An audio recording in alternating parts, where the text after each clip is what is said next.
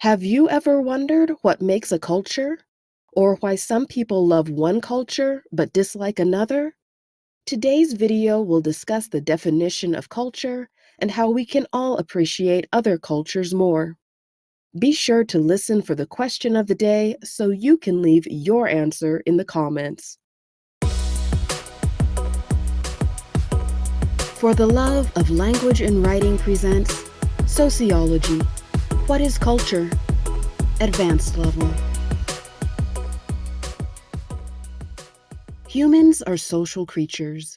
Since the dawn of Homo sapiens nearly 250,000 years ago, people have grouped together into communities in order to survive. Living together, people form common habits and behaviors, from specific methods of child rearing to preferred techniques for obtaining food. Almost every human behavior, from shopping to marriage to expressions of feelings, is learned. In the United States, people tend to view marriage as a choice between two people based on mutual feelings of love. In other nations and in other times, marriages have been arranged through an intricate process of interviews and negotiations between entire families. To someone raised in the United States, arranged marriages may seem strange or even wrong. Conversely, someone whose marriage was arranged might be perplexed with the idea of people choosing their own spouse without guidance from others. In both cases, a person from one culture may have misconceptions about the customs of the other. In other words, the way in which people view marriage depends largely on what they have been taught. Behavior based on learned customs is not a bad thing. Being familiar with unwritten rules helps people feel secure and normal. Most people want to live their daily lives confident that their behaviors will not be challenged or disrupted. But even an action as seemingly simple as commuting to work evidences a great deal of cultural propriety. Material culture refers to the objects or belongings of a group of people. Metro passes and bus tokens are part of material culture, as are automobiles, stores, and the physical structures where people worship. Non-material culture, in contrast, consists of the ideas, attitudes, and beliefs of a society. Material and non-material aspects of culture are linked, and physical objects often symbolize cultural ideas. A metro pass is a material object, but it represents a form of non-material culture, namely capitalism, and the acceptance of paying for transportation. Clothing, hairstyles, and jewelry are part of material culture, but the appropriateness of wearing certain clothing for specific events reflects non-material culture. A school building belongs to material culture, but the teaching methods and educational standards are part of education's non-material culture. These material and non-material aspects of culture can vary subtly from region to region. As people travel from different regions to entirely different parts of the world, certain material and non-material aspects of culture become dramatically unfamiliar. As we interact with cultures other than our own, we become more aware of the differences and commonalities between other worlds and our own. Despite how much humans have in common, cultural differences are far more prevalent than similarities. For example, while all cultures have language, analysis of particular language structures and conversational etiquette reveal tremendous differences. In some cultures, it is common to stand close to others in conversation. People in other cultures keep more distance and maintain a large personal space. Even something as simple as eating and drinking varies greatly from culture to culture.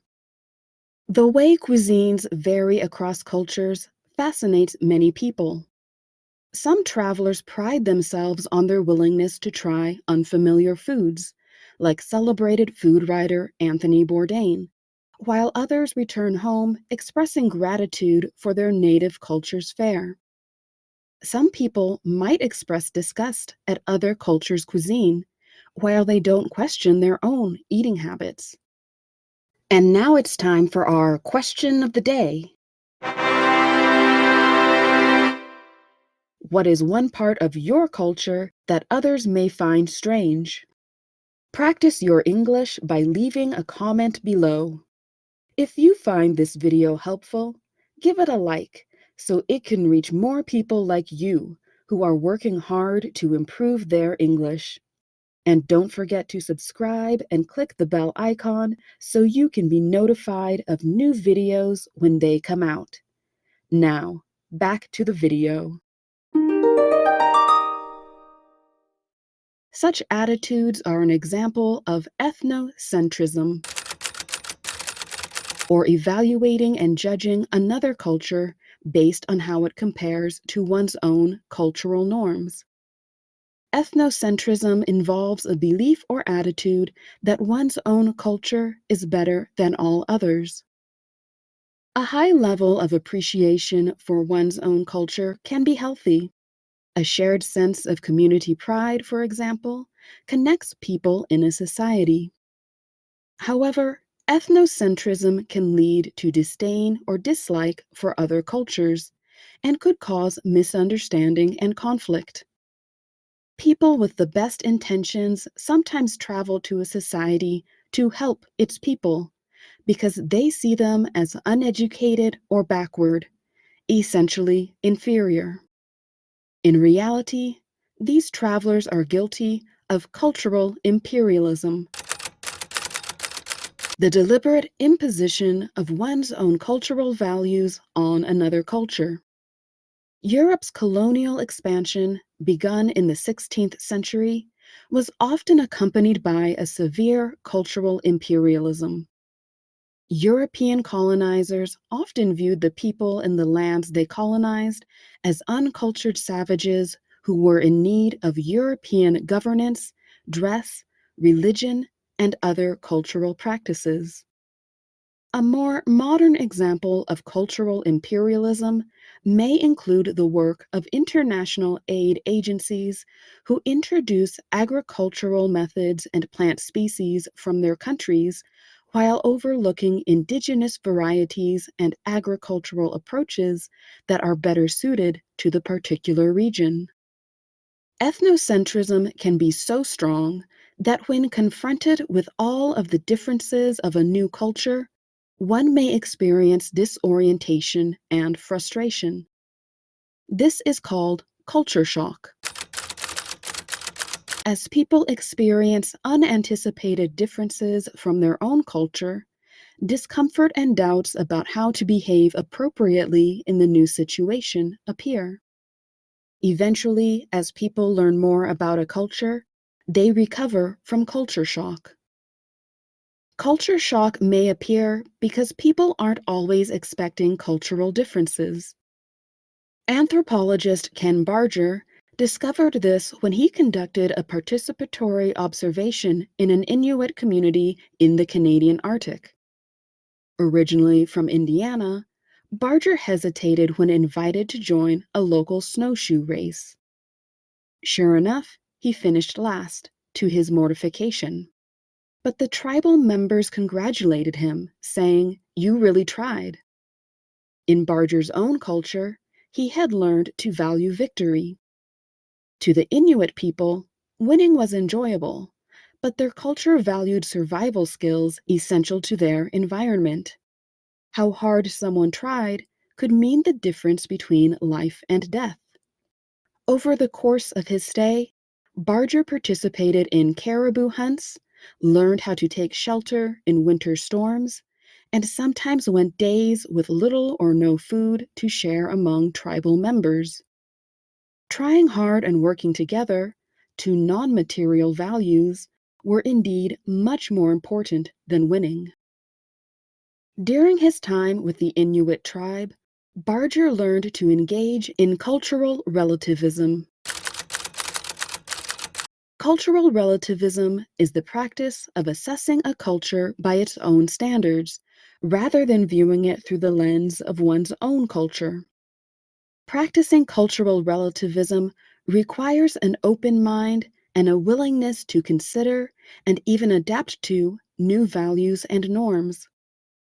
However, indiscriminately embracing everything about a new culture is not always possible, and even the most culturally relativist people may question whether certain practices in other countries should be accepted as part of cultural tradition. Sociologists attempting to engage in cultural relativism then may struggle to reconcile aspects of their own culture with aspects of a culture that they are studying. Sometimes when people attempt to rectify feelings of ethnocentrism and develop cultural relativism, they swing too far to the other end of the spectrum. Xenocentrism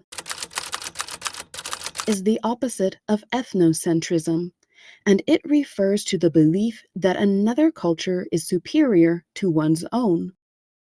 An exchange student who goes home after a semester abroad, or a sociologist who returns from the field, may find it difficult to associate with the values of their own culture after having experienced what they deem a more upright or nobler way of living. Perhaps the greatest challenge for sociologists studying different cultures is the matter of keeping a perspective. It is impossible for anyone to keep all cultural biases at bay. The best we can do is strive to be aware of them. Pride in one's own culture doesn't have to lead to imposing its values on others, and an appreciation for another culture shouldn't preclude individuals from studying it with a critical eye. This article has been adapted from What is Culture? An Introduction to Sociology 2E by Heather Griffiths and Nathan Kearns, published by OpenStax in 2015. Access it for free at the link in the description. To download a free worksheet for this article, please visit lovelangrai.com. That's LOVELANGWRI.com. To get this audio and worksheets for all levels, beginner, intermediate, advanced, and TOEFL, please visit the Patreon page at patreon.com/lovelangrai. Thank you for watching, and happy language learning.